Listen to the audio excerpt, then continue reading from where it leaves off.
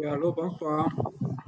D'accord, comme d'habitude, je suis heureux de vous accueillir ce soir pour cette énième formation relative au parcours de devenir un formateur.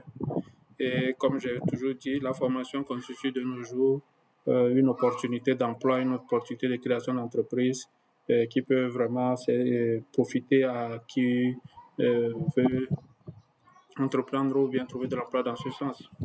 D'accord, donc aujourd'hui nous sommes là sur une thématique clé de ce parcours de formateur qui est la conception d'un module de formation. D'accord. Et comme j'ai toujours dit, aujourd'hui, la compétence, dans le monde d'aujourd'hui, la compétence constitue une ressource clé pour les individus aussi bien que pour les organisations.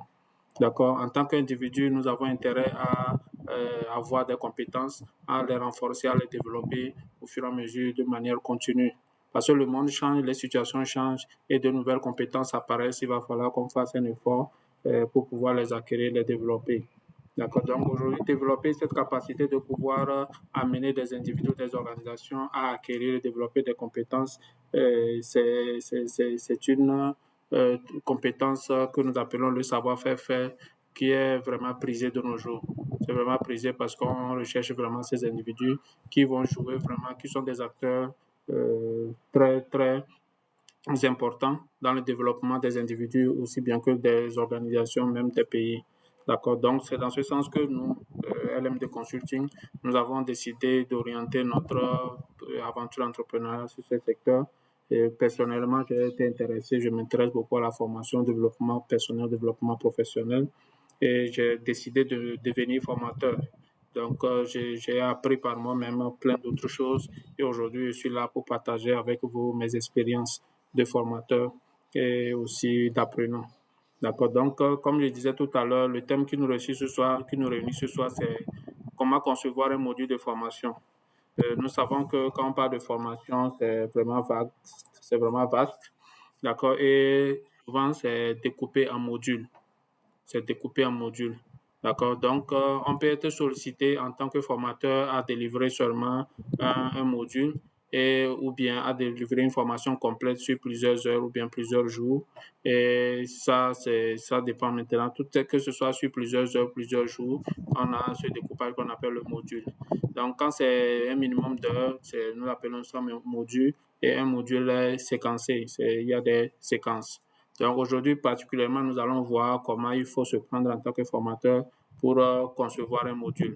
D'accord. La conception d'un module obéit à un certain nombre d'étapes qu'il faut connaître et il faut maîtriser pour pouvoir devenir un meilleur formateur. Je ne suis pas présenté, je suis David Lati, je suis le directeur du cabinet LMD Consulting, Leadership Management et Développement. Donc, nous accompagnons les individus aussi bien que les organisations à pouvoir être performants en matière de leadership et le management et le développement. Donc, nous sommes une société à responsabilité limitée unipersonnelle et qui avons lancé, en tout cas inscrit au centre de formalité des entreprises depuis octobre 2021. Donc, nous avons déjà fait nos preuves auprès des organisations d'ici, comme le plan international. Nous avons formé ces acteurs sur la mise en œuvre des forats communautaires. Nous avons aussi été sollicités comme formateurs pour former des femmes sur les AGR.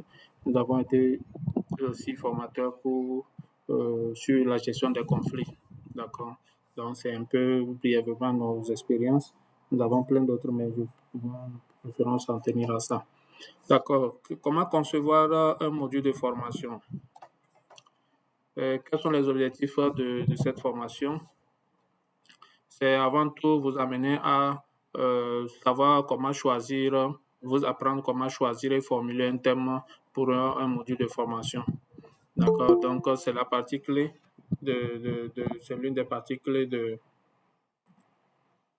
la conception d'un module de formation, le choix du thème. D'accord. En dehors de ça, nous avons en deuxième position, comment rechercher et organiser les informations sur le module de formation. Ça, c'est le gros boulot.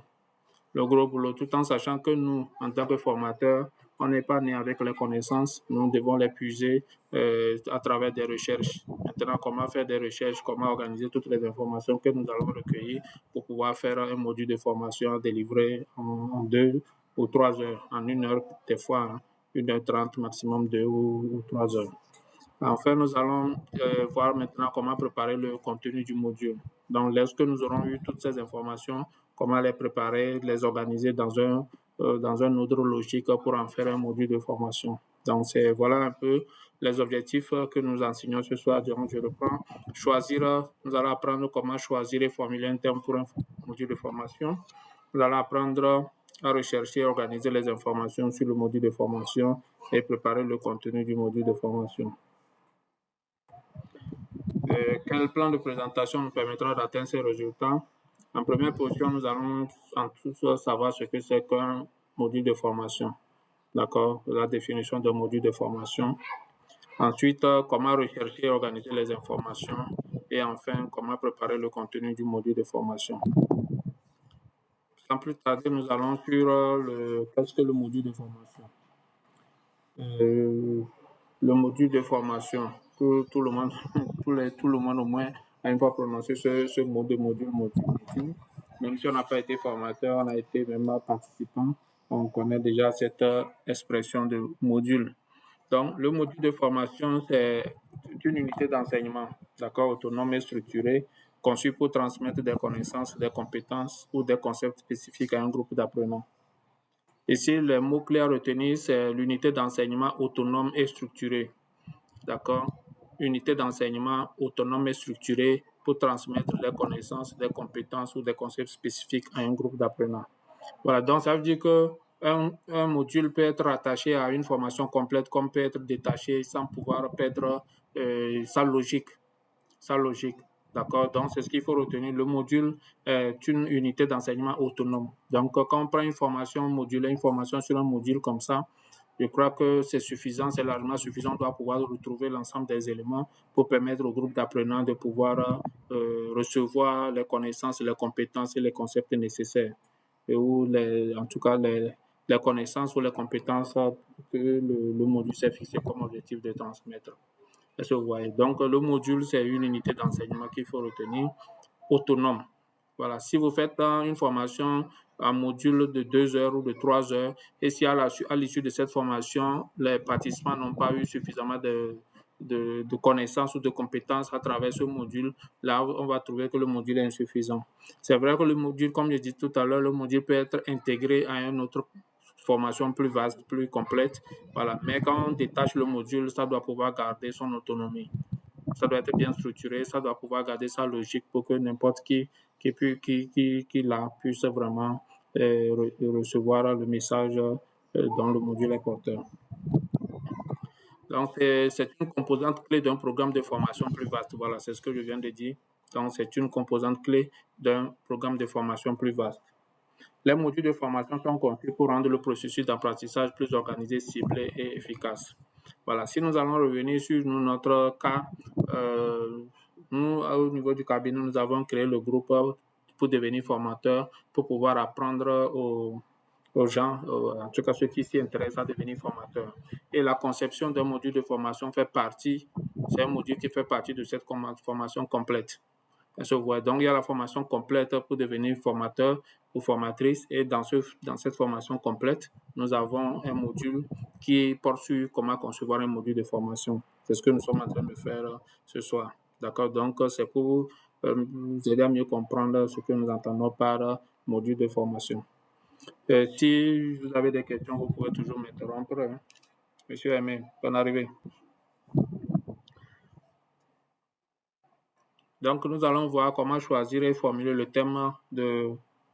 Excusez-moi. Monsieur, c'est bon? Donc, nous allons apprendre comment choisir et formuler le thème du module de formation. D'accord? Un instant. Je vais corriger en même temps. Voilà. Le choix du module de formation constitue dirais pas étape, mais une condition ou un élément important, très important dans la validation de ce module par les apprenants. Dans la validation de ce module par les apprenants, parce que si le thème n'est pas assez bien formulé, n'est pas assez bien explicite, les apprenants ou bien la cible risque de ne pas pouvoir s'adhérer à cette formation. C'est pas si vous voyez. Donc, c'est important de pouvoir choisir le terme de façon objective et surtout très pertinent, que le thème soit très pertinent. Maintenant, comment y arriver, nous allons voir. La première étape, c'est d'analyser les besoins. Quand nous voulons délivrer une formation, un module de formation, nous avons un groupe cible. D'accord? Donc, le groupe cible va pouvoir nous donner des informations nécessaires à pouvoir formuler le thème. Je vois. Donc, déjà, analyser les besoins de nos participants d'avance nous permettra déjà de pouvoir savoir comment nous allons formuler notre thème. Quel thème nous allons choisir et comment le formuler. D'accord? Les besoins, pour commencer, la première étape dans l'analyse des besoins, c'est d'abord d'identifier notre cible, à qui s'adresse notre formation. Est-ce à des gens lettrés ou illettrés? D'accord? Est-ce que c'est des gens de niveau élevé ou de niveau très bas? Est-ce que vous voyez? Donc, déjà, toutes ces informations vont vous aider à pouvoir choisir le thème et à pouvoir mieux le formuler. Je reviens toujours sur un aspect pour dire que quoi? En tant que formateur, vous serez sollicité à délivrer des formations sur des modules, à faire des formations sur un module précis. D'accord? Et pour pouvoir même arriver à faire cette formation, à concevoir cette formation, vous aurez besoin de ces informations. Le profil des participants. Est-ce des femmes? Est-ce des hommes? Est-ce des jeunes? Voilà. Est-ce des hommes les plus âgés? Est-ce que c'est des cadres de bureau? Est-ce que c'est des autorités? Est-ce que c'est une catégorie socio-professionnelle? Donc, il y a toutes ces informations que vous devez prendre en compte et c'est ça qui va vous aider à mieux formuler, à mieux choisir votre thème et surtout à mieux le formuler. D'accord? Après l'analyse des besoins, nous allons passer à la définition des objectifs. Qu'est-ce que vous voulez faire? Quel est l'objectif final que vous attendez? Quel est le but de cette formation? Est-ce le but de transférer une compétence? La compétence peut être un savoir, une connaissance. La compétence peut être un savoir-faire, une compétence technique, ou la compétence peut être un savoir-être. Le savoir-être, ça, c'est une personnalité, un type de personne à développer. Est-ce que vous voyez? Donc, aujourd'hui, en tant que formateur, vous devez être capable de définir vos objectifs en fonction des besoins que vous avez à analyser. Voilà. Comme tout à l'heure, je viens de dire, selon la cible, selon le groupe cible, les besoins ne sont pas les mêmes. Les gens qui ont été suffisamment à l'école, peut-être qui ont niveau Bac plus 3, Bac plus 4, ne vont pas avoir le même niveau de réception comme les gens qui ont le niveau moins de Bac ou qui n'ont même pas été à l'école. Donc, tout ça, vous devez tenir compte pour pouvoir définir vos objectifs. Maintenant, il faut aussi voir, en tant que module, vous avez un temps, une durée bien limitée. Vous avez entre 1h30 ou bien 1h ou 2h, 3h maximum. Voilà. Durant ce temps, qu'est-ce que vous pouvez donner, qu'est-ce que vous pouvez faire acquérir à vos participants? Est-ce qu'en 3 heures, vous pouvez les amener à développer une compétence technique? Si oui, ça va vous guider sur la méthode à adopter, la méthodologie d'enseignement, de pédagogie ou d'andragogie à adopter. Est-ce que vous voyez? Donc, la définition des objectifs est très primordiale dans la mesure où ça va nous aider à choisir le plan de formation, les activités de la formation et comment dirais-je, les types de l'évaluation de la formation. Est-ce que vous voyez? Donc, parce que c'est sur vos objectifs que vous allez évaluer la formation. Est-ce que vos participants ont eu ce que vous avez voulu leur donner? Est-ce que vous voyez? Donc, si vous n'avez pas bien fixé leurs objectifs, vous risquez de ne pas savoir si vous avez bien atteint vos résultats, vos objectifs ou non. Est-ce que vous voyez? Donc, la définition des objectifs est primordiale aussi bien que l'analyse des besoins. Donc, ces étapes sont liées. On ne peut pas passer à une étape sans commencer une étape. Est-ce que vous voyez? Donc, après la définition des objectifs, nous allons passer à l'identification des domaines clés. Ici, si vous prenez l'initiative d'enseigner, vous prenez l'initiative de former, c'est là-bas que ça aussi, ça compte beaucoup. D'accord? L'identification des domaines clés. que soit, même si c'est qu'on vous sollicite pour formation, vous êtes consultant, vous allez pouvoir savoir votre formation, votre module s'inscrit dans quel domaine plus vaste.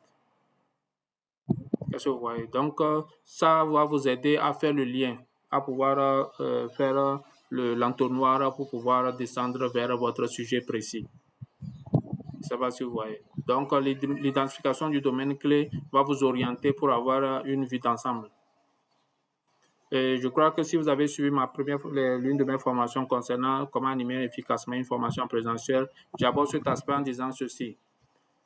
On vous donne une formation sur un module précis. Et comme vous, en tant que formateur, vous devez savoir que le module s'inscrit dans un domaine plus vaste. Voilà. Si vous n'avez pas une connaissance vaste, vous vous contentez de votre connaissance sur le module précisément, vous risquez d'avoir des difficultés avec les participants lorsque les participants seront un peu plus éveillés que vous. Et comme je l'avais dit dans cette formation également, parmi les formateurs, il y aura toujours quelqu'un qui connaît déjà le sujet ou qui connaît suffisamment le sujet ou qui a déjà suivi une formation sur le sujet et qui pourra vous mettre à l'épreuve. Donc, l'identification des domaines clés vous permettra de faire d'avoir une vue d'ensemble sur tout le module et là de pouvoir être apte à animer, surtout à répondre aux besoins et aux attentes des participants. Le choix du thème maintenant. Voilà, donc quand on analyse le besoin, on se fixe les objectifs et après avoir identifié les domaines clés, il faut maintenant choisir le thème. Si vous êtes formateur, c'est vous qui choisissez. Mais si on vous sollicite pour une formation, ils vont vous donner une orientation, ils vont vous donner un thème et vous allez, en préparant votre module, vous pouvez garder le même thème ou bien reformuler le thème parce que vous êtes le spécialiste et c'est vous qui allez savoir comment formuler le thème pour que ça puisse garder et ça puisse rester dans l'esprit des participants. Je ne sais pas si vous voyez. Donc, le choix du thème est primordial pour permettre aux participants d'abord d'avoir ce premier contact qui est déjà l'annonce du thème de formation pour qu'ils puissent ça puisse déjà ouvrir leur esprit, leur donner une idée de ce qu'ils vont recevoir. Le thème de la formation constitue le premier message qu'ils reçoivent. Les organisateurs ont dit aux participants certainement ce qu'ils vont venir recevoir comme formation, mais vous, en tant que spécialiste, vous avez intérêt, déjà en préparant votre module, en le présentant, que la formulation du thème soit assez explicite, assez pertinent et assez motivateur, qui donne envie aux participants de suivre votre formation.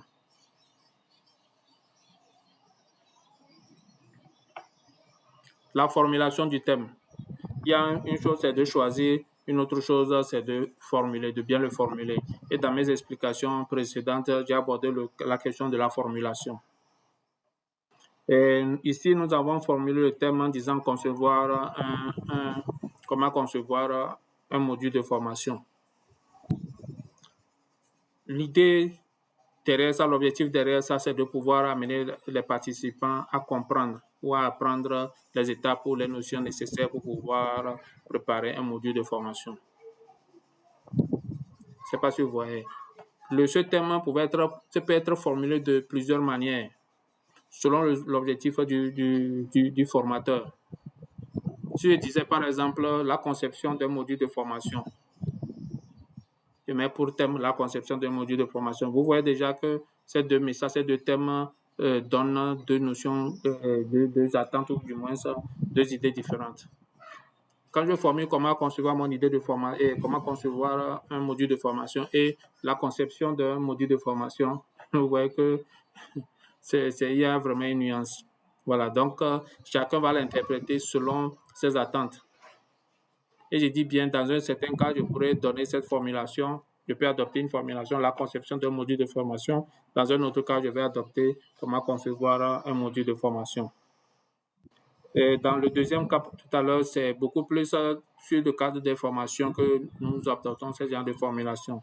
Mais dans le cadre pédagogique, dans le cadre d'enseignement, que nous préférons les formulations avec, comme on disait tout à l'heure, la conception d'un module de formation. Là, c'est beaucoup plus enseignement, instruction. Mais ici, quand on dit comment concevoir, c'est beaucoup plus formation parce qu'il y aura transformation, il y aura développement de compétences. Est-ce que vous voyez? La clarté et la pertinence. Voilà, c'est ce que je viens de dire, la clarté et la pertinence. Donc, il faut formuler le thème de telle manière que ça soit assez clair et pertinent pour les participants. L'alignement avec le public cible. Voilà. Quand vous avez analysé les besoins, vous avez pris en compte le groupe cible, vous avez pris ces besoins. Vous connaissez le groupe cible, donc vous devez pouvoir formuler un thème qui s'aligne bien avec le groupe cible pour qu'il puisse comprendre. L'évolutivité. Le thème doit pouvoir être donner l'idée d'une évolution, d'une gradation, c'est-à-dire que qu'on passe d'un niveau à un autre niveau. Quand il dit comment concevoir un module de formation, je pouvais dire comment bien concevoir un module de formation. Est-ce que vous voyez? Donc déjà ici, quand je dis comment concevoir, je me dis que je m'attends à ce que mes participants, mon groupe cible n'a pas peut-être des notions dans la conception des modules de formation. Ils ne l'ont jamais peut-être fait ou ils ne savent pas le faire du tout. Mais si je suis en face d'un groupe qui a déjà une fois fait des formations, qui a déjà conçu les modules de formation, je vais formuler comment bien concevoir un module de formation. Et là, vous comprenez qu'il y a évolution, c'est-à-dire on sent qu'il y avait une situation initiale et il y a une situation finale qu'on attend qui va être meilleure que la situation initiale. D'accord. Donc, déjà, dans la formulation du thème de formation, les participants doivent pouvoir ressentir cette évolution. C'est-à-dire qu'ils doivent quitter un point A pour un point B qui sera beaucoup plus meilleur que le point A. Et la validation. C'est l'étape finale dans le choix ou la formulation de notre module de formation. La validation. Qui valide? Qui valide? Nous, le formateur, nous avons validé. Voilà, nous, on s'est dit que nous avons formulé. Mais la validation vient du public cible, du groupe cible. C'est le groupe cible qui valide le thème.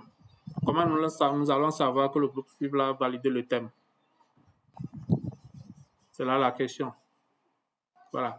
Déjà, si nous sommes dans un environnement, comme je dis, si nous avons été sollicités comme consultants, nous pouvons partager le thème de formation aux organisateurs pour qu'ils puissent voir si ça cadre avec les objectifs qu'ils attendent de sa formation. Mais si je suis moi-même formateur, si je suis moi en tant que formateur, je dois pouvoir partager le thème de formation avec une partie de groupe cible, avec certains groupes cibles, pour voir un peu leurs réactions.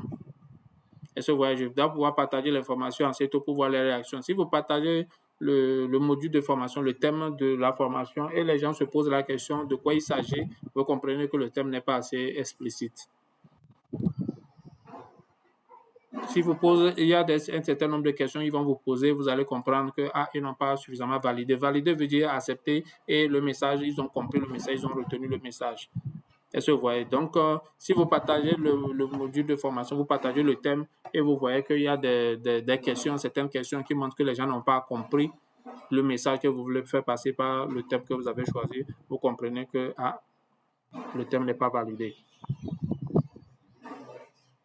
Je sais pas, vous voyez un peu. Donc déjà, même si vous partagez ça avec l'organisation qui vous a sollicité, qui vous consulte, voilà, eux aussi peuvent vous dire que votre thème est un peu décalé, votre thème est ceci, votre thème est cela. D'accord. Donc, en tant que formateur, vous avez besoin de la validation du public pour pouvoir valider le thème. D'accord. Nous, déjà, dans notre démarche, nous faisons même des propositions de plusieurs thèmes à nos participants pour qu'ils choisissent. Donc, s'ils choisissent un thème, c'est qu'ils l'ont compris. S'ils ne l'ont pas compris, ils vont poser des questions pour voir de quoi il s'agira à partir de ce thème-là. Est-ce que vous voyez? Donc, la validation est la première étape dans la présentation, bien dans la conception d'un module de formation.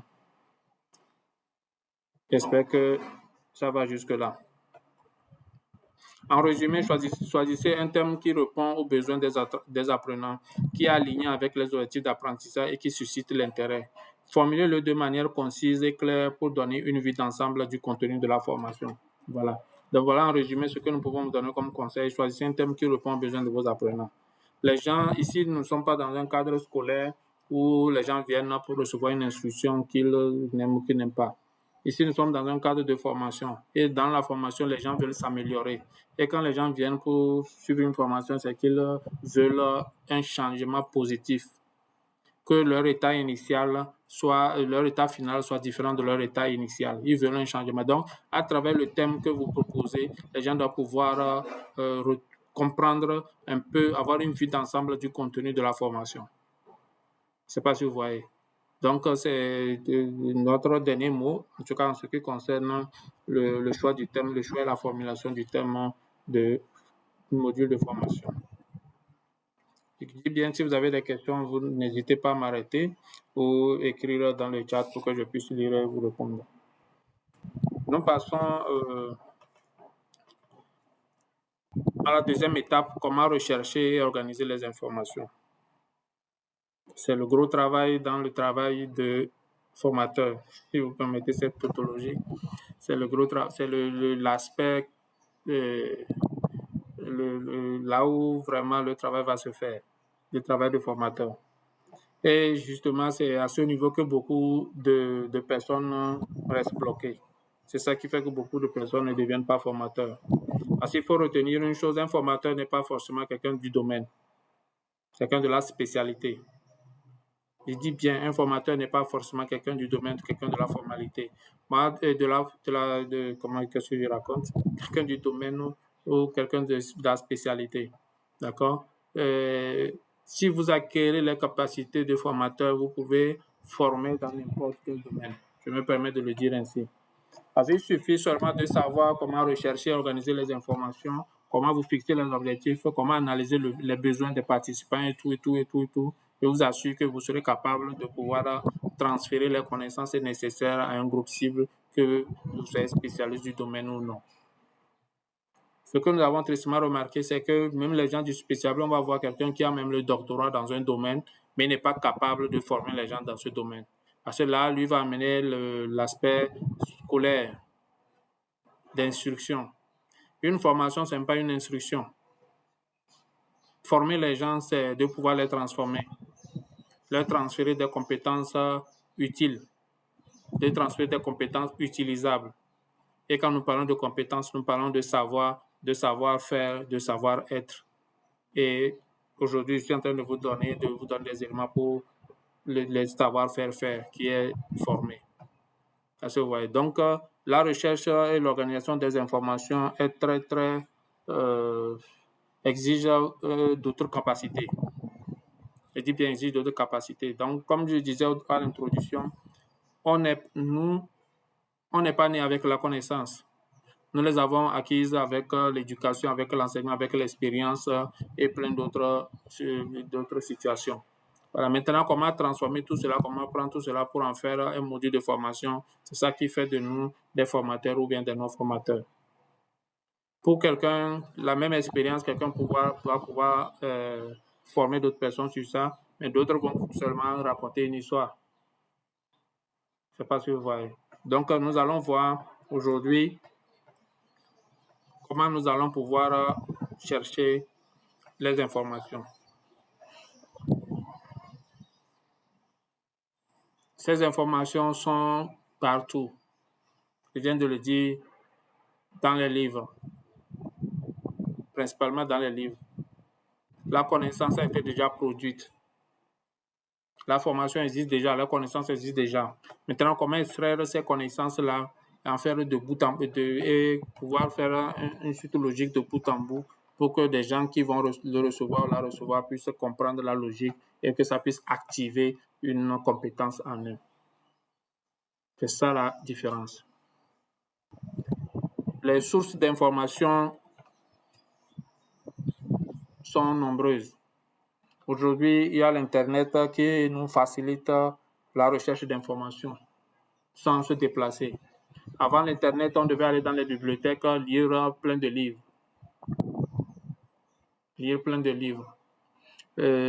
Aujourd'hui, nous avons Internet qui va nous permettre d'aller sur plusieurs sites. Cette formation, je n'apporte pas les autres capacités, les autres compétences qu'il faut avoir pour pouvoir faire des recherches.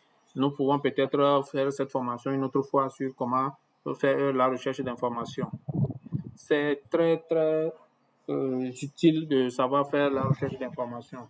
Parce qu'on va vous donner un site, on va vous donner un bouquin, comment extraire les éléments essentiels Je vous assure, c'est un art qui exige des compétences dans la lecture et la lecture rapide, la bonne lecture, l'esprit de synthèse, l'esprit d'analyse pour pouvoir extraire l'élément essentiel. C'est là aussi on voit l'utilité de nos cours de lycée quand on faisait la contraction ou la synthèse, ou même le commentaire composé ou la dissertation. Donc, ces notions, ces éléments, ces compétences vont nous aider dans la formulation, dans la préparation de nos modules de formation.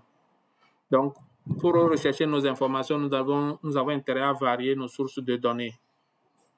Nous appelons données ici les informations.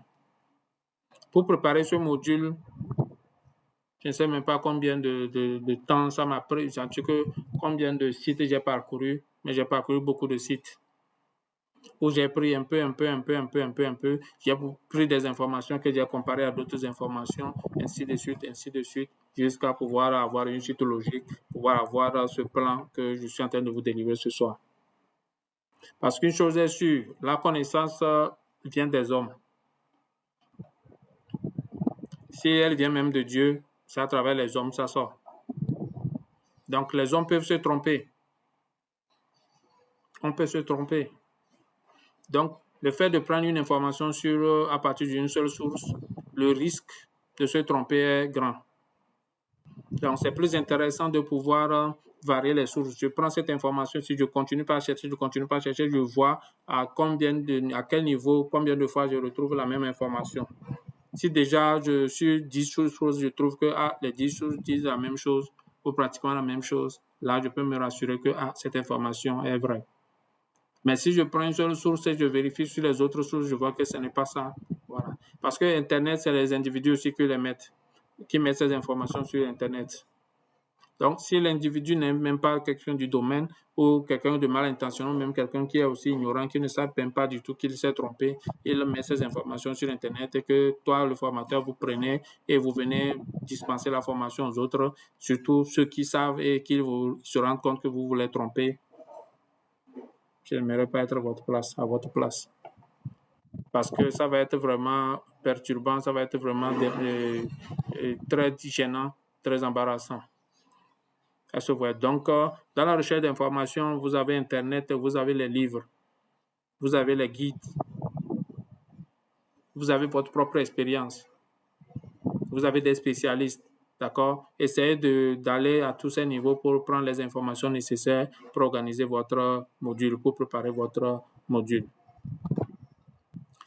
Évaluer la crédibilité des informations, voilà, c'est ce que je viens de dire, évaluer la crédibilité. Le fait de les comparer, le fait d'aller voir les ouvrages spécifiques, les ouvrages de spécialité pour voir est-ce que ce que j'ai pris, c'est vraiment cela, ça, vous avez intérêt à le faire avant de pouvoir présenter la connaissance à vos participants. Parce que comme je vous dis, si vous tombez sur un participant ou des participants qui connaissent la vraie information et si vous apportez la mauvaise information, je vous assure, vous allez perdre votre face. Et à jamais. Organiser les informations. L'organisation des informations dépend du plan de formation qu'on aura adopté. Le plan de formation dépend des objectifs qu'on s'est fixés. Et les objectifs qu'on se fixe dépendent de notre groupe cible et de ses besoins. Ça dépend du temps qu'on nous a accordé.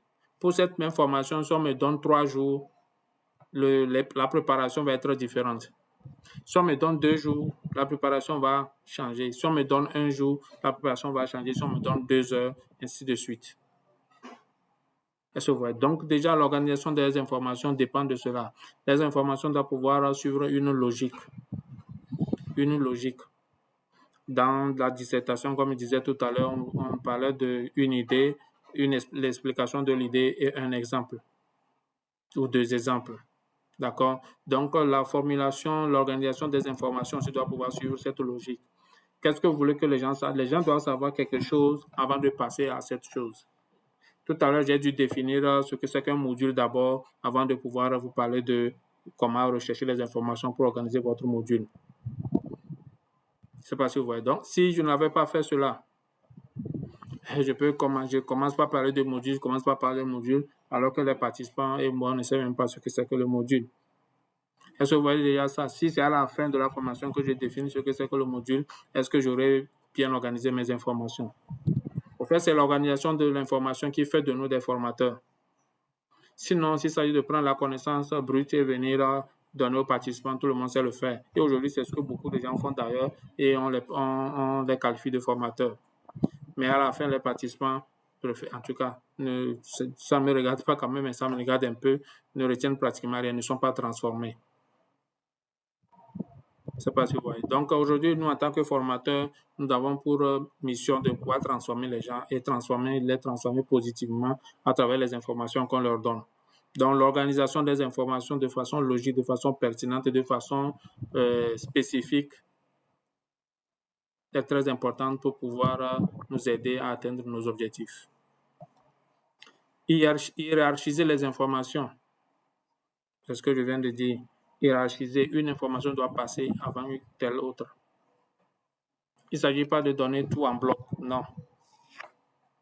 Il s'agit d'organiser. Organiser veut dire hiérarchiser. Hiérarchiser dans la hiérarchie, dans l'organisation, dans l'évaluation, nous allons voir quelles sont les informations subsidiaires qu'on peut laisser et d'autres informations importantes qu'on peut mettre en avant. Créer des résumés. Voilà. Vous voyez tout à l'heure, vous allez voir tel que je présente la formation. Le jour de la formation, ce n'est pas une lecture dirigée comme à l'école. Non. Ce n'est pas une lecture. C'est vrai qu'il y a certains formateurs qui le font ainsi. Ils viennent, ils projettent tout un texte et les participants lisent et ils expliquent. Comme à l'école avec le professeur de français ou le professeur d'histoire ou le professeur de philo. Donc déjà, ici, il ne s'agit pas de lire et d'interpréter sur leurs participants, non. D'accord, déjà, vous voyez que nous, à travers ce module, vous allez voir que c'est des idées résumées. C'est des idées résumées. Mes explications viennent renforcer, vous aider à mieux comprendre ces idées. C'est vrai que dans le document, le support, il y a des détails de chaque point. D'accord, mais au niveau de formation, vous devez savoir qu'est-ce que vous voulez que vos participants retiennent. Déjà, si les participants, pour rechercher, organiser leur information, retiennent ce que je suis en train de lister là, c'est un grand pas. Et c'est ce que je souhaite qu'ils retiennent d'ailleurs. Pour le reste, ils pourront transcrire ça dans leurs propres mots. Et ça, c'est plus facile à digérer, c'est plus facile à retenir parce que ce n'est pas grand-chose. Mais si c'est un texte touffu, vraiment touffu, je crains que les participants aient du mal à retenir. Révisez et mettez à jour. Les connaissances vieillissent au jour le jour. Ce que je suis en train de dire là, peut-être d'ici demain, ne va pas être d'actualité, ne va plus être d'actualité. Vous ne pouvez pas préparer un module, ça fait déjà 1 an, on vous dit de faire une formation, vous prenez le même module intact et vous venez vous passer. Non. Jusqu'à la dernière minute avant l'heure de la formation, je dois pouvoir repasser en revue tout ce que j'ai mis pour voir, est-ce qu'il n'y a pas changé quelque chose, qu'il n'y a pas diminué quelque chose jusqu'à la dernière minute. Il faut qu'on mette à jour, il faut réviser et mettre à jour nos connaissances. Évaluer la compréhension. Vous, en tant que formateur, vous êtes aussi participant. Vous devez être aussi participant. Quand vous préparez le module de formation, vous devez prendre la posture de participant pour vous dire si moi, en tant que participant, là, je peux comprendre, je peux retenir, je peux avoir le message qu'on a préparé ainsi. Est-ce que vous voyez? Donc déjà, l'évaluation de la compréhension est l'étape finale dans la préparation de l'organisation, mais c'est une étape cruciale. Parce que déjà, si vous, en tant que formateur, vous mettez dans la position de participant et vous ne pouvez pas comprendre vous-même le module de formation que vous avez préparé, imaginez ce qui se passera pour les participants. Parce que déjà, comme j'ai dit, en tant que formateur, vous devez déjà apprendre à être participant et mieux évaluer la compréhension de votre module avant de le délivrer. C'est très important. Parce que l'évaluation, nous allons voir ici dans le module de formation, nous allons voir dans la préparation qu'il faut préparer en même temps aussi l'évaluation. À la fin de la formation, les participants doivent pouvoir vous dire s'ils ont reçu la formation. C'est vrai que dans cette formation, nous n'avons pas prévu la formation sur comment préparer les évaluations, mais plus tard, on pourra le programmer si le temps nous permet. Dans l'évaluation, vous, en tant que formateur, vous allez pouvoir vous poser un certain nombre de questions pour voir est-ce que le message est clair, pour voir est-ce que l'objectif que vous êtes fixé, ça pourra être atteint. Dans le cas contraire, je préfère que vous allez pouvoir remettre à jour, vous allez pouvoir réviser votre formation, votre module de formation. Soyez flexible. C'est ce que ça veut dire. Flexible déjà s'oppose à crédible. Et qu'est-ce que je raconte? À rigide. Comme je le dis au départ, en tant que formateur, on n'est pas détenteur du savoir. On n'est que canal. Nous sommes un canal du savoir. L'information qui passe par nous pour aller vers le participant peut être biaisée, peut être mal compris de nous ou bien peut être mal transmis de nous. On peut bien le comprendre, on peut bien comprendre cette connaissance et mal la transmettre. Donc la flexibilité ici veut dire quoi? Nous devons laisser une marge aux participants. Nous devons nous tolérer une marge pour pouvoir accepter aussi que d'autres nous apportent des éléments d'amélioration. C'est pourquoi nous n'allons pas forcer à faire un module complet. Je dis bien module forcé, faire en sorte que le module touche tous les parties où les participants n'auront plus rien à dire. Je ne sais pas si vous voyez. Dans cette flexibilité, c'est de pouvoir vous dire que vous ne savez pas tout et que les participants peuvent aussi vous aider, vous contribuer à l'amélioration, du moins à la formation. Il y a aussi un risque là-bas, c'est vrai. Dans cette flexibilité, d'autres formateurs se laissent carrément gérer par les participants. Là-bas aussi, vous aurez le résultat. C'est quand on parle des travaux de groupe, les gens en ont fait maintenant un leitmotiv, c'est-à-dire que leur méthodologie pour une formation, travail de groupe, formation, travail de groupe. Voilà, et les participants font pratiquement toute la formation. Au lieu qu'ils présentent aussi à la fin ce que lui il a préparé, il présente pour les participants seulement, on fait un commentaire et puis on s'arrête là. C'est la stratégie que certains formateurs utilisent aussi. Là, ça, ce n'est plus de la flexibilité, mais je ne sais plus comment on va qualifier ça, mais c'est quand même, ce n'est plus une formation. Est-ce que vous voyez? Donc, déjà, si vous êtes flexible, vous aurez à faire travailler les participants, vous aurez à recueillir aussi la connaissance chez les participants et à évaluer et à pouvoir faire accepter cette connaissance par les autres participants. En résumé, la recherche et l'organisation d'informations pour un module de formation exige de la planification, de la variété, de la pertinence. Une approche méthodique garantira que votre contenu est structuré de manière logique et répond aux besoins de vos apprenants. Il faut planifier la recherche d'informations. Planifier la recherche d'informations, ça veut dire quoi? J'avais dit déjà tout à l'heure que la première étape, c'est de varier les sources. Donc, quand tu veux préparer un module de formation, tu dois pouvoir savoir où tu vas trouver les informations. Si tu vas faire essentiellement les recherches sur Internet, tu sauras si tu cherches des vidéos, tu cherches des textes, ou bien tu cherches des images. Tu vas dans la planification, tu verras aussi si en dehors des recherches sur Internet, tu vas chercher des documents, carrément des guides pour lire. Donc, déjà, quand vous planifiez, vous savez tout ça, vous pouvez planifier que je peux déjà chercher les guides, je fouille dans les guides, après tout, je peux faire des recherches sur Internet, voir des articles et autres là, et ainsi de suite. Donc, c'est très important de pouvoir planifier et varier sa recherche d'informations pour que les informations recueillies soient vraiment pertinentes. Donc, comme on a dit tout à l'heure, une approche méthodique garantira que votre contenu est structuré de manière logique et répond aux besoins des apprenants. La méthode avant tout. Et je disais tout à l'heure, c'est l'analyse des besoins des participants qui vous donnera, à travers les objectifs, la méthode à employer. La méthode pratique, directement pratique, la méthode théorique pratique, la méthode travail de groupe. Il y a plusieurs techniques d'animation des formations que nous pouvons aussi apprendre plus tard et ça va te donner quelle approche tu vas utiliser. Voilà, parce que si vous connaissez les besoins de vos apprenants, vous allez adapter la méthodologie.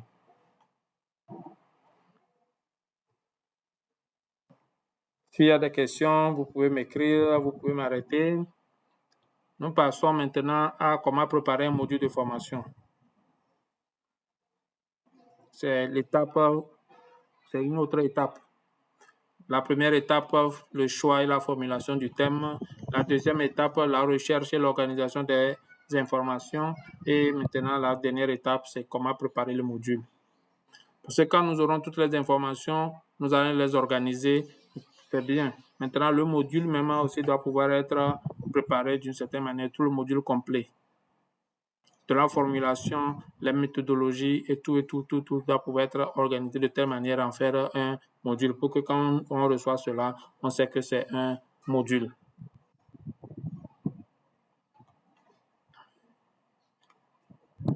Nous avons défini les objectifs pour pouvoir trouver notre thème.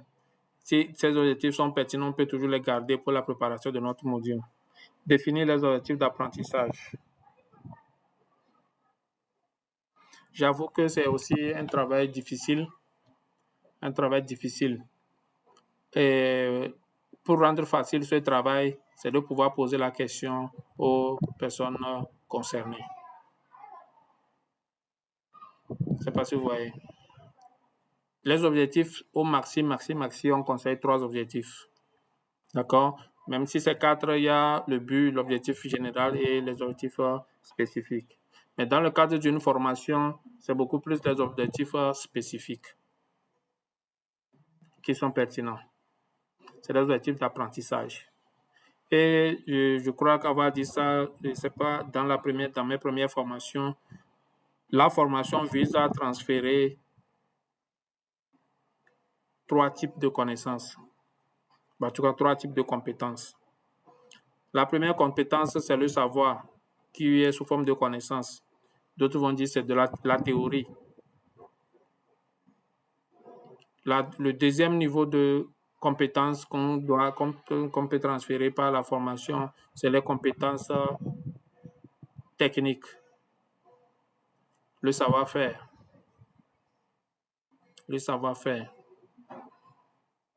Et enfin, la dernière compétence, le savoir-être. Ça, c'est la personnalité qu'on appelle encore des compétences. Ça peut être des compétences métiers, des compétences transversales ou des compétences douces. Je ne sais pas si vous voyez. Donc, compétences, pour cette formation, l'objectif que nous visons, c'est transférer des compétences en tant que savoir, connaissance. Nous sommes en formation à distance. À l'issue de cette formation, nous souhaitons que vous soyez capables. Nous espérons que vous soyez capables de pouvoir concevoir un module de formation. Maintenant, pour pouvoir concevoir, ça c'est l'objectif général. Nous souhaitons que vous soyez capables de concevoir un module de formation en arrivant à choisir et formuler correctement votre thème, en recherchant et en organisant les informations qu'il faut et en préparant votre module comme il se doit selon les canevas ou les dispositions prévues. Je ne sais pas si vous voyez. Donc déjà, c'est ça qui fait que nous faisons cette formation en ligne. Si nous allons faire cette même formation en présentiel, je vous assure, les objectifs vont changer. Les objectifs vont changer parce que la méthodologie qu'on va appliquer va changer. Ici, nous ne sommes pas en distance, nous ne pourrons pas faire la pratique, par exemple. Et puis, la durée, en 2 heures, en 3 heures, on ne pourra pas faire assez d'exercices. Je ne sais pas si vous voyez. Donc, ici, vous, avoir votre maturité intellectuelle, c'est pour ça qu'on a opté pour vous de faire une formation à distance sur comment concevoir un module de formation. Et aussi, en vous prenant au niveau basique, c'est-à-dire qu'au niveau élémentaire, on a prévu faire cette formation ici. Parce qu'on se dit que déjà avec votre maturité intellectuelle, votre niveau, vous devez être capable de pouvoir lire le document ou bien recevoir mes explications et de pouvoir concevoir un module de formation.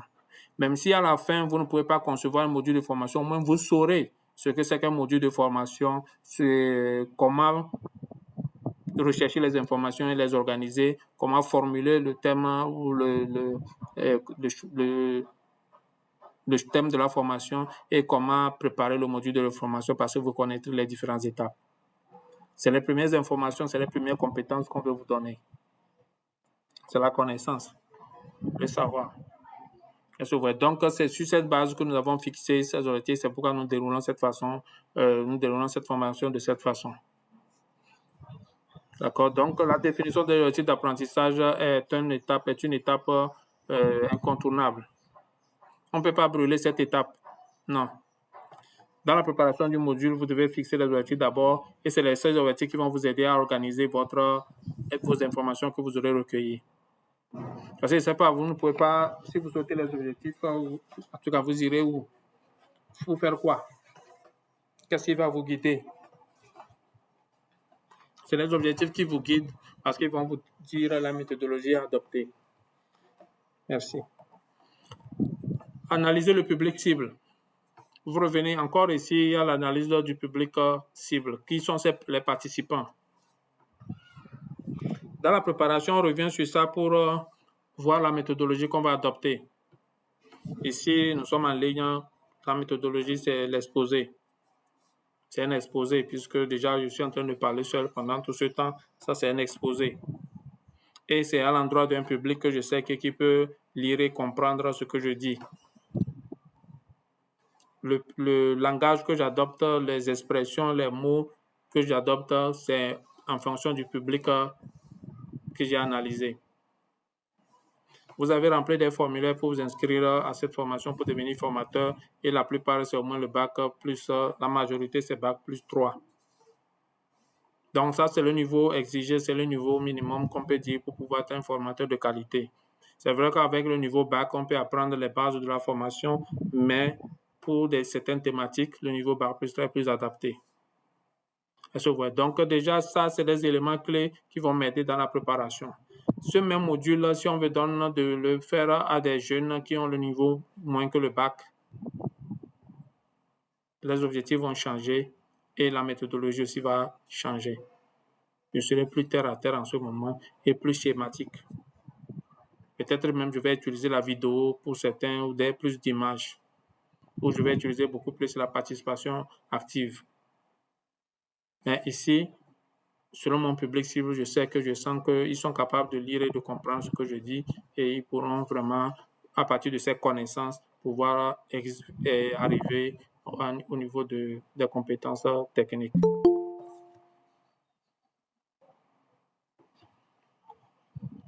Organiser le contenu.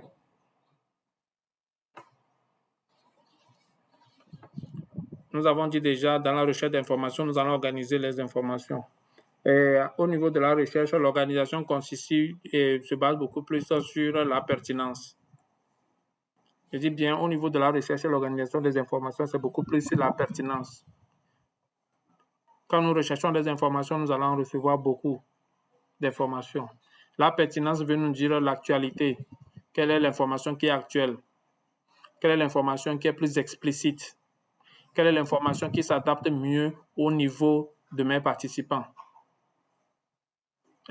Donc déjà, ça, c'est des informations qui vont m'aider à pouvoir retenir les informations clés que je vais mettre dans mon module. Mais au niveau de la préparation, l'organisation consiste à savoir quelle information vient avant quelle autre. Ça, c'est l'ordre de passage, c'est l'ordre de présentation. Comme je disais tantôt, au début, on a dû définir ce que c'est qu'un module de formation avant de pouvoir arriver à comment préparer un module de formation. Je ne pouvais pas commencer par comment préparer un module de formation pour terminer avec qu'est-ce qu'un module de formation. C'est vrai, on peut le faire, mais est-ce que ça va faciliter la compréhension pour le public?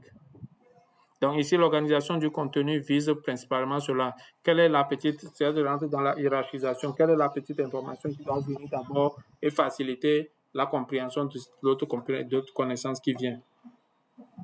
Si on ne sait pas faire cela, nous allons juste aligner les informations et donner aux participants dans un ordre non défini. Et bien dans un ordre non défini, et le participant risque d'avoir un amas d'informations, c'est-à-dire un lot d'informations sans savoir trouver l'organisation qui les relie, la logique qui les lie. Ici, dans cette partie, il s'agit de rendre logique les éléments.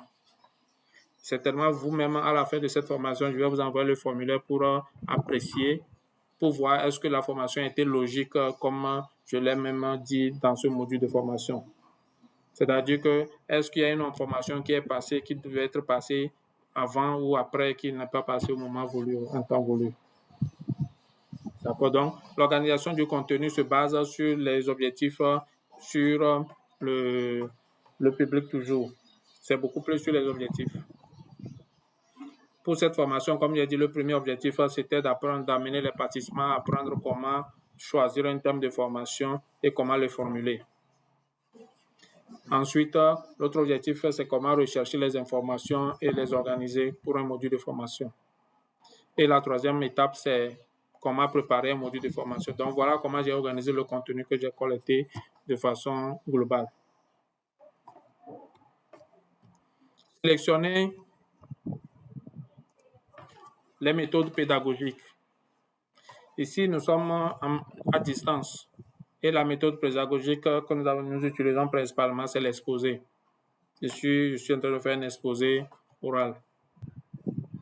C'est vrai, en tant que, ici, c'est une formation aussi enregistrée qui va être partagée. C'est beaucoup plus ça qui fait que cette fois-ci, j'ai limité les interactions. Je compte sur vous pour pouvoir garder les questions et à la fin pouvoir les poser. D'accord. Donc, comme la vidéo va être enregistrée, surtout pour pas publier aux autres, c'est pourquoi nous avons préféré cette méthode. En tout cas, nous avons préféré avancer sans trop vous demander la parole. Les dernières fois, j'ai toujours interagi avec le public et j'ai suivi les vidéos. J'ai compris que ça embête un peu ceux qui suivent la formation publiée en ligne. D'accord. Dans la méthode pédagogique ici, c'est beaucoup plus en présentiel. Même en ligne, on peut le faire. Et parmi les méthodes que j'aime beaucoup plus utiliser, c'est la méthode de questionnement. Et vous allez voir déjà que les titres de mes parties, c'est beaucoup plus des questions. Comment le faire, comment, pourquoi, pourquoi, quand et autres. Ça dépend des formations. Est-ce que vous voyez? Donc, ça, c'est la méthode pédagogique que moi j'ai adopté, le questionnement, dans mon exposé. D'accord? Donc, l'organisation du contenu va nous aider, va nous mener à voir quelle est la méthode pédagogique parce que c'est ça même qui différencie les formateurs, qui différencie les formations. Je ne sais pas si vous voyez. Parce que c'est la méthode, parce que en tant que formateur, vous devez pouvoir maîtriser toutes les méthodes et savoir quelle méthode s'adapte à quel thème, à quel public. Ici, je viens de dire que je peux utiliser le questionnement où je pose les questions au public. Je pose à chaque étape, je pose seulement, c'est moi qui pose les questions au public et le public répond. Si je me retrouve avec des cadres de haut niveau, je ne vais pas pouvoir les fatiguer ainsi. Est-ce que vous voyez? Donc, je vais toujours utiliser le questionnement en ce moment, mais pas au même niveau que des participants de bas niveau. Est-ce que vous voyez? Donc, la sélection de la méthode pédagogique aussi est un élément déterminant dans la réussite de notre processus de formation. C'est ça même qui fait la formation. Sinon, le reste, ce n'est que de l'information. Donc, la formation, c'est de l'information transformée et présentée de telle manière à activer une compétence au sein d'un individu.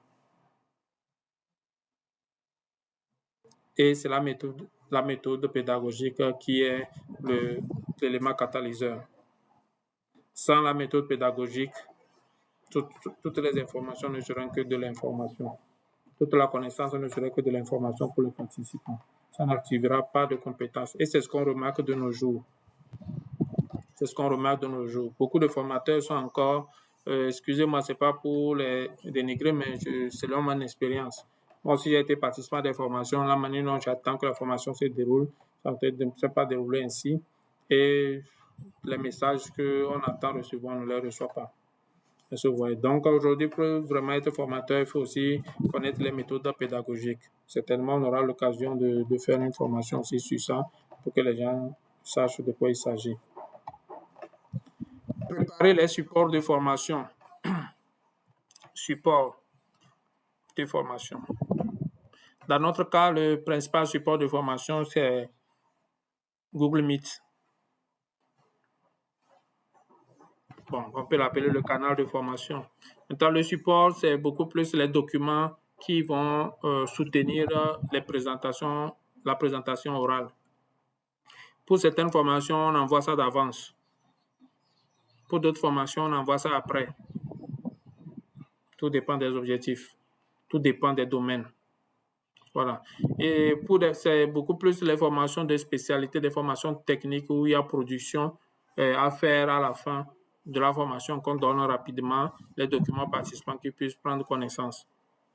Et c'est vrai, même pour cette formation, on peut aussi envoyer le document plus tôt pour que les gens puissent prendre connaissance et lors de la formation, maintenant, on échange de manière plus approfondie. D'accord? Mais là, dans le cadre de l'instruction, de l'enseignement, oui. Mais dans le cadre de formation, lorsqu'on envoie le document plus tôt, au contraire, ça risque de biaiser un peu le processus de formation. Je dis bien une formation, c'est une transformation. Ce n'est pas de l'information à donner aux gens, c'est de les transformer. Quand les gens reçoivent le document d'avance, le risque est qu'ils puissent se faire déjà un préjugé. Préjugés par rapport à vous, le formateur, préjugés par rapport au contenu de formation. Et déjà, ça peut déjà biaiser le processus parce que quand ils vont lire, chacun va lire et comprendre à sa manière. Si vous avez 20 participants, vous risquez d'avoir 20 types de compréhension. Et déjà, le jour où vous allez vous retrouver, il y a certains participants qui vont influencer les autres. Si c'est positivement dans le bon sens, tant mieux. Mais c'est quand ça serait négativement. Donc, dans le cadre d'une formation, comme vous êtes là en train de me suivre actuellement, quand je vais vous partager le support, quand vous allez le lire, il y a de fortes chances que vous qui avez suivi la formation, avez suivi les explications, vous comprenez de la même manière. Mais les autres qui n'ont pas suivi la formation, n'ont pas suivi les explications, vont lire le document et comprendre à leur manière. Et qui peut tomber juste que ce soit à ma manière d'expliquer aussi. Je ne sais pas si vous voyez. Donc, c'est vraiment cela qui fait la différence. Donc, les supports de formation sont vraiment utiles pour permettre aux participants de consolider leur acquis. Je dis bien de consolider parce qu'on sait que ce que je dis là, c'est oral. Pendant que certains sont en train de me suivre, ils sont en train de faire autre chose, et il y a des choses qui peuvent leur échapper. Dans le support que je vais vous envoyer, ce n'est plus qu'il y aura des détails. Le support de formation est plus détaillé. Mais le module de formation même est plus résumé. C'est ce que nous avons là. Toutes ces étapes-là, quand je vais vous envoyer le document, vous les aurez de façon détaillée, les explications qu'il faut et des exemples certainement à certains niveaux. Donc, les supports de formation sont nécessaires, sont vraiment demandés. Mais il y a des organisations qui vous le demandent d'abord, avant même d'animer la formation.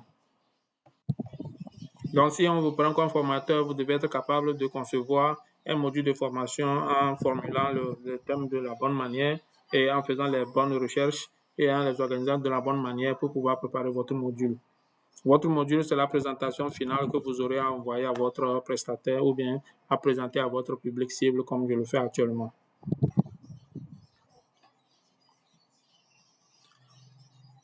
Élaborer les activités. Ici, nous sommes une formation en distanciel. En distanciel, les activités prévues, c'est les questions. D'accord? Je vais vous laisser le temps de poser des questions. Quand c'est en présentiel, les activités prévues aussi les types d'activités à prévoir aussi sont à part. En présentiel, les activités peuvent être plus nombreuses qu'en ligne. Sont souvent même plus nombreuses qu'en ligne.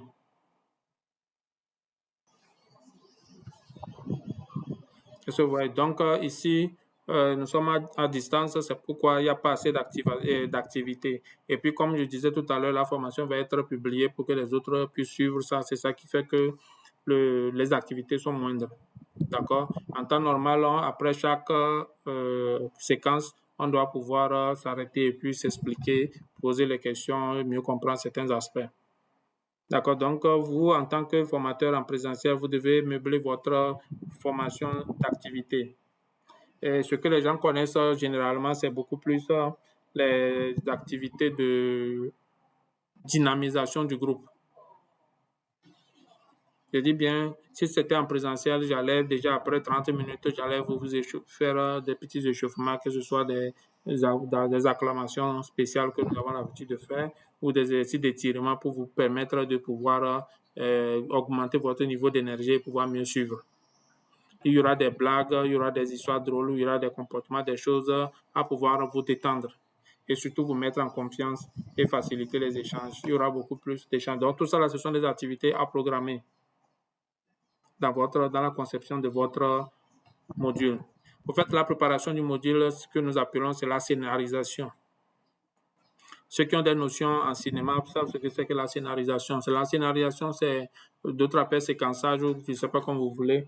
La scénarisation, c'est de pouvoir monter toute la formation comme une scène, comme un film à exécuter. D'accord? Donc, vous devez pouvoir savoir quand ça commence, qui fait quoi, quand et comment et où jusqu'à la fin. Ici, nous n'allons pas vous présenter le chronogramme d'une formation, mais en temps normal, il y a souvent des chronogrammes pour une formation pour dire on fait de quelle heure à telle heure, c'est ce qu'on fait, quelle heure à telle heure, c'est ce qu'on fait.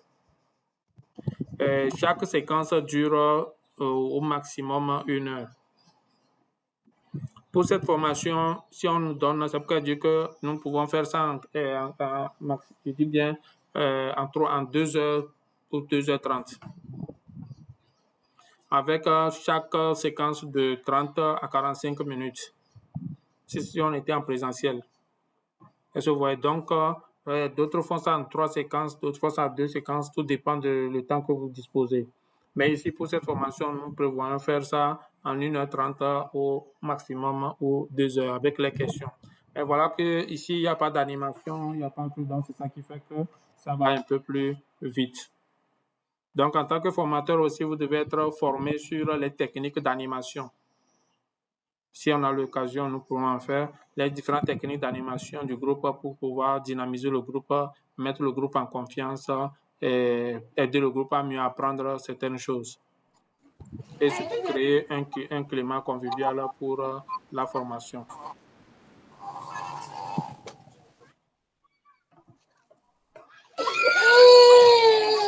Donc, concevoir les évaluations. À la fin de cette formation, vous aurez des formulaires d'évaluation que je vais vous envoyer individuellement, vous qui avez suivi la formation, pour évaluer cette formation. Quand vous demandez une formation, même que vous fassiez la formation vous-même, vous devez prévoir une évaluation. Il y a plusieurs types d'évaluations que nous n'allons pas déployer ici. Formation et évaluation formative, évaluation sommative, et ainsi de suite. D'accord? Ici, nous faisons beaucoup plus les évaluations sommatives. C'est juste pour avoir, comment on dit ça, vos impressions. Vos impressions. Et ça, ces évaluations, c'est à chaud. On appelle ça des évaluations à chaud. C'est que juste après la formation, en même temps, on vous demande votre avis sur un certain nombre d'aspects de la formation. D'autres aussi prévoient des évaluations que l'on appelle des tests. Au début, on fait pré-test et à la fin, on fait post-test. Je dis bien, tout ça là, ça dépend du public cible et ça dépend du cadre de la formation. Ici, particulièrement, je ne vais pas vous imposer pré-test et post-test. C'est bien que je pouvais le faire. D'accord? Mais nous, ce qui nous intéresse beaucoup plus, c'est votre appréciation globale de la formation. Et donc, vous aurez à la fin de la formation le formulaire pour donner votre appréciation. C'est aussi une évaluation qui nous aide à améliorer notre module de formation. Et pour concevoir les évaluations aussi, il faut avoir ces compétences. C'est l'ensemble de ces compétences qui fait de nous des formateurs. Savoir définir des objectifs, analyser le public, organiser le contenu, sélectionner les méthodes pédagogiques, préparer les supports, élaborer des activités et concevoir des évaluations. C'est pas si vous voyez. Donc, déjà, voilà un peu pour préparer votre module de formation, les aspects clés à franchir.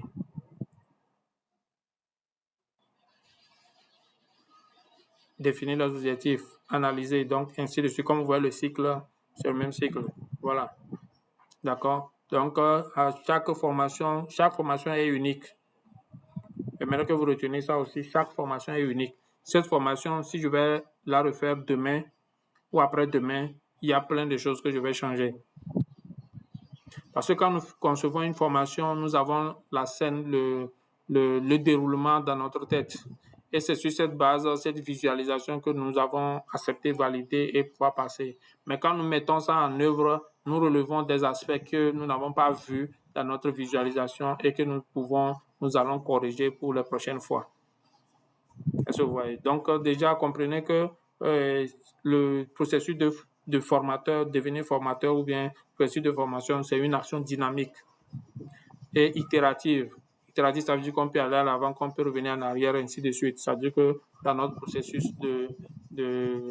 d'amélioration. Et j'avais dit quelque part aussi, il faut réviser, mettre à jour les contenus. Parce que les informations de meilleures viennent tous les jours. Les anciennes informations meurent, de nouvelles informations naissent.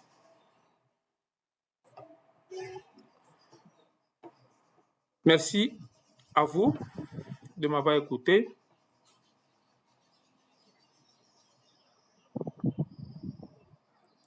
S'il y a des questions, je suis à vous.